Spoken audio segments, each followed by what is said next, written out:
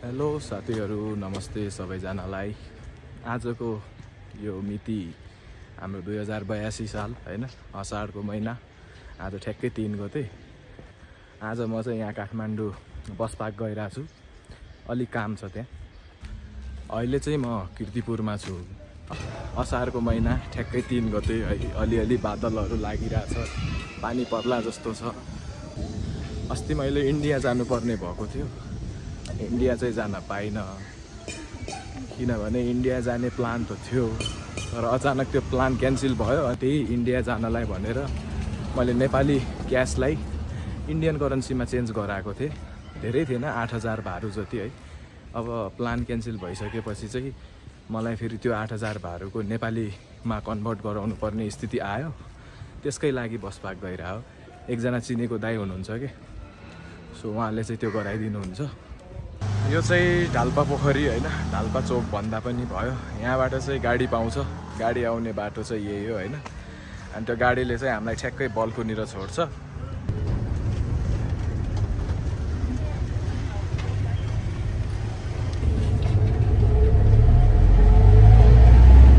ल गाइस, बल्कु पुगियो। अब बल्कुबाट चाहिँ एउटा बस लिने अनि डाइरेक्ट बस पार्क पुगाउँछ।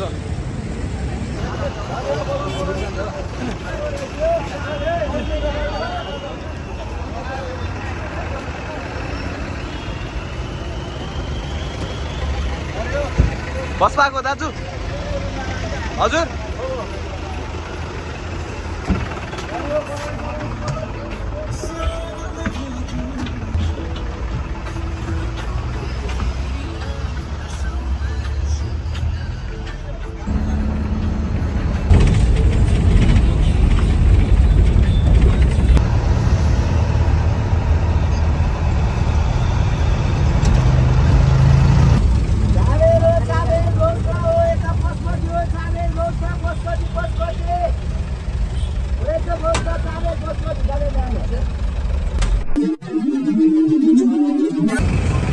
ल गाइस, बस पार्क पुगिसकेँ म। अब दाजुलाई फोन गर्छु हैन। ल साथीहरू, मैले सागर दाइलाई फोन गरिसकेँ। उहाँ काउन्टरमै हुनुहुन्छ हैन, टिकट काउन्टर। अब मैले त्यहीँ जानुपर्ने हुन्छ। अनि दाइलाई मैले इन्डियन करेन्सी दिन्छु, उहाँले चाहिँ मलाई ठ्याक्कै नेपाली करेन्सी दिनुहुन्छ है त। Let's go bro. हाई भन्दियो ल। दाङ थियो होइन यार, छुट्टै कामले आएको है। भर्खर सुरु गरे आयो दिपेश बोहरा हान्नु नि।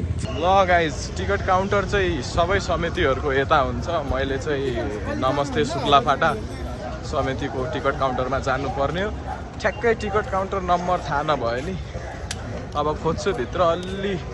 ल साथीहरू, मैले सागर दाइलाई भेटाइसकेँ, पैसा चेन्ज गरिसकेँ। दाइ एकचोटि हाई गरिदिनु ल। हस् दाइ, धन्यवाद। ल साथीहरू, भर्खरै दाइले पनि साउट आउट दिइसक्नुभयो। सागर दाइ उहाँ नै हो होइन। मैले ठ्याक्कै 8000 भारू दिएँ अनि उहाँले मलाई 12800 नेपालीमा दिनुभयो। मेरो काम चाहिँ भयो।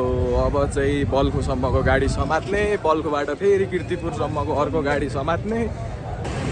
ल गाइज, अब ठ्याक्कै अब फर्किने बेला भयो। अब बस चढ्ने ठाउँमा पुगिसकेँ म। बस पाउने ठाउँ भनेको पनि यही हो है। बस पार्कबाट हामीहरू यदि बल्कुतिर जान चाहन्छौँ भने त्यो चाहिँ बस पार्क, अनि त्यहाँबाट हुँदै यहाँ चाहिँ हाम्रो बस पाउँछ है बल्कुसम्मको। रिङ रोडभरि घुम्ने भयो यो बसहरू। बस पार्कबाट बल्कु हुँदै बल्कुबाट एउटा हाइस चढेर है कीर्तिपुर पुगिसकेँ। ठ्याक्कै रुम अब 1 मिनटको दूरीमा छ। आजको ब्लग चाहिँ यहाँसम्म मात्र थियो। यहाँसम्म लास्टसम्म हेरिदिनु भयो, धेरै धेरै धन्यवाद।